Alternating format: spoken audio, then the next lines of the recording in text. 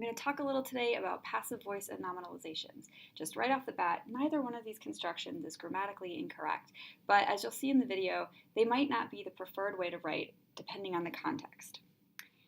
So to talk about passive voice and nominalizations, we need to start with the basics: the subject, the verb, and the object. The subject is the actor in a sentence. The verb is the action in a sentence, and the object is the thing that's acted upon. Nominalizations and passive voice implicate primarily the subject and the verb. To understand the passive voice, it helps to know what the opposite is. The opposite of the passive voice is the active voice. The active voice occurs when the doer is doing in not so technical terms. So these two sentences here are in the active voice. Professor Frost explains the active voice. Professor Frost is the subject. I am explaining, so that's the verb. The active voice is the object. The second sentence, you watch this video. You are the subject and you are watching. So watching is the verb. Those are both in the active voice. The doer is doing. So what is the passive voice? The passive voice is just a grammatical construction, and as I said at the outset, it's not grammatically incorrect. But when you use the passive voice, the object of the action becomes the subject, and the sentence's true subject is relegated to the back of the sentence or missing altogether. It's obfuscated. So if we were to take those first active voice sentences and convert them to the passive voice, they'd look like: the active voice is explained by Professor Frost. The object of that initial sentence, the active voice, is now the subject, and it's being explained by the original subject. So the whole sentence is sort of jumbled up. The active voice is explained by Professor Frost. Or instead of saying you watched the video, now the video is watched by you. So you, the original subject, are now relegated to the back of the sentence. And the video, which was the original object, has now become the subject of the sentence. Note that in both of those conversions to the passive voice, the sentence becomes longer and a little bit clunkier. So who cares? Well, I do, and you should. So as I said, it's not grammatically incorrect, but it can yield confusion. It can yield confusion because sometimes the subject is missing altogether from the sentence, and so the reader is left to think, well, who are we talking about here? It can yield unnecessarily wordy phrases. In those past sentences, the sentences were longer, right? They added a few additional little words to make the sentence complete, like is and by.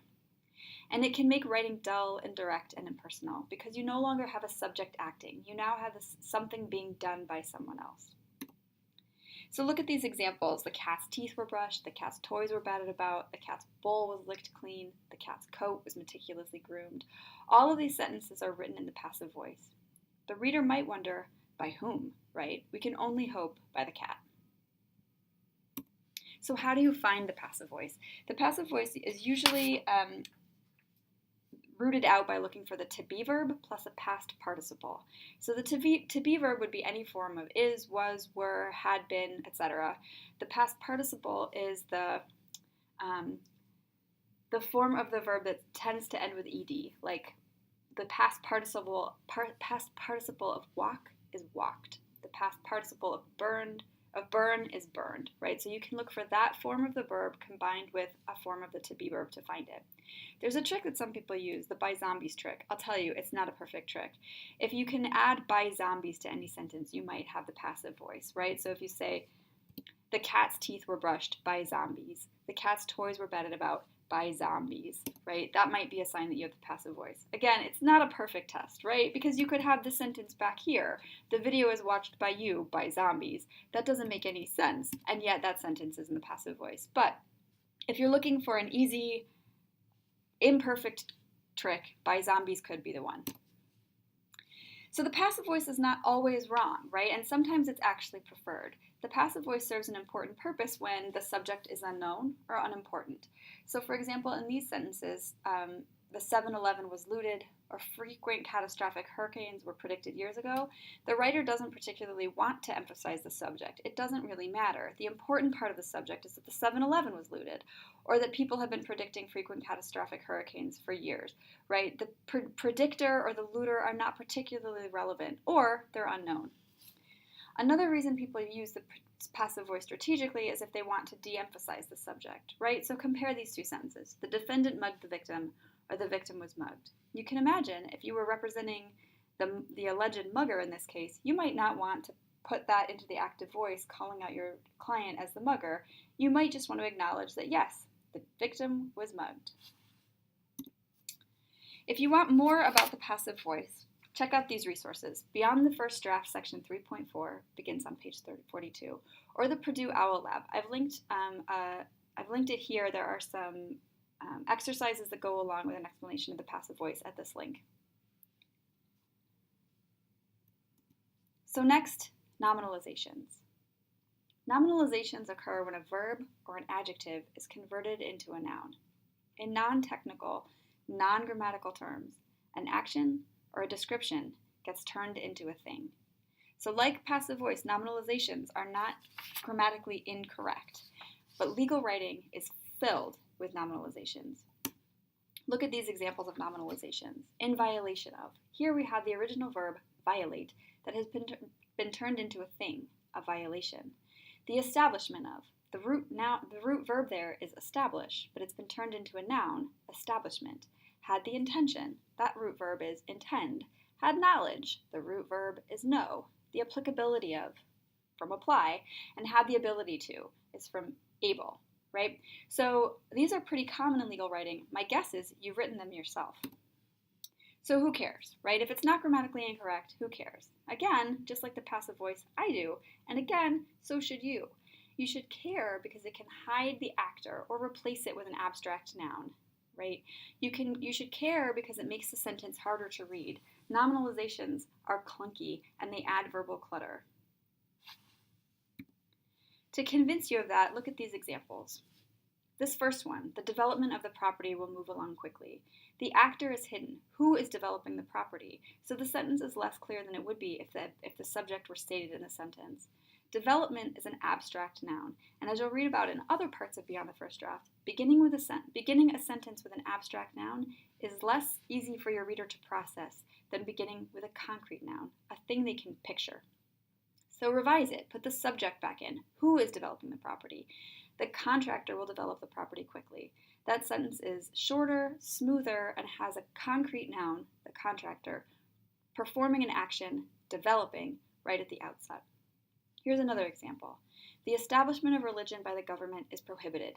Here, again, the actor is subjugated. The actor here is the government. It's all the way at the end of that sentence. The reader has to wait a long time to figure out who can't establish something. An establishment is an abstract noun. You can't draw establishment, right, in a game of Pictionary. So revise it.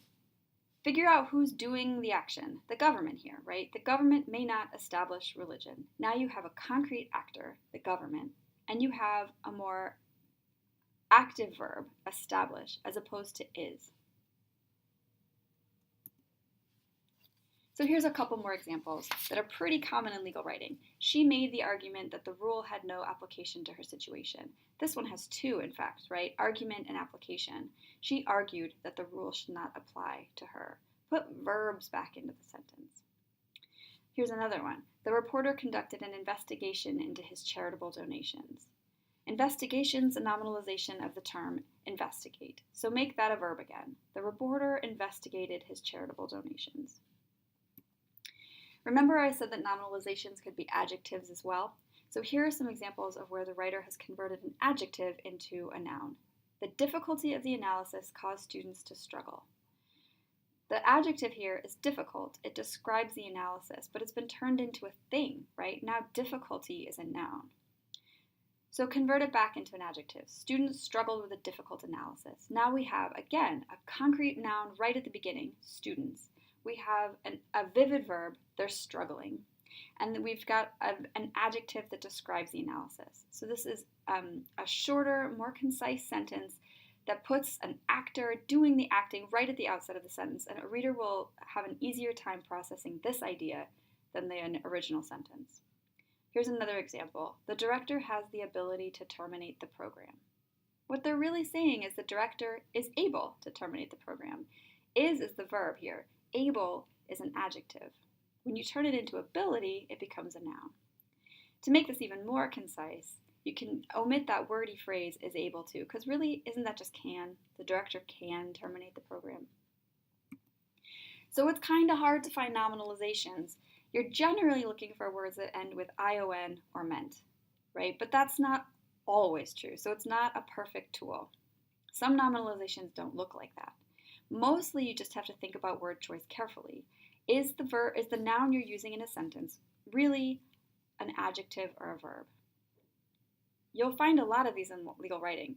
Rules and statutes are lousy with nominalizations, and often that's because they're trying to omit a subject from the sentence. Here are some examples of common nominalizations in legal writing. Look through this list. I bet you've used some of these.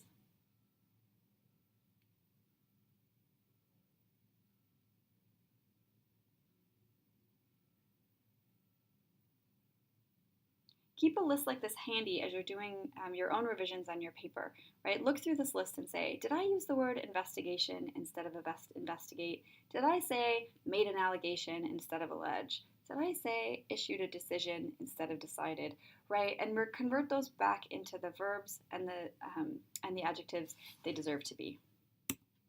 If you need more information about nominalizations, again, I suggest you check out Beyond the First Draft, section 3.5, which begins on page 44, or the Purdue OWL Lab, where explanations are followed with a few short exercises.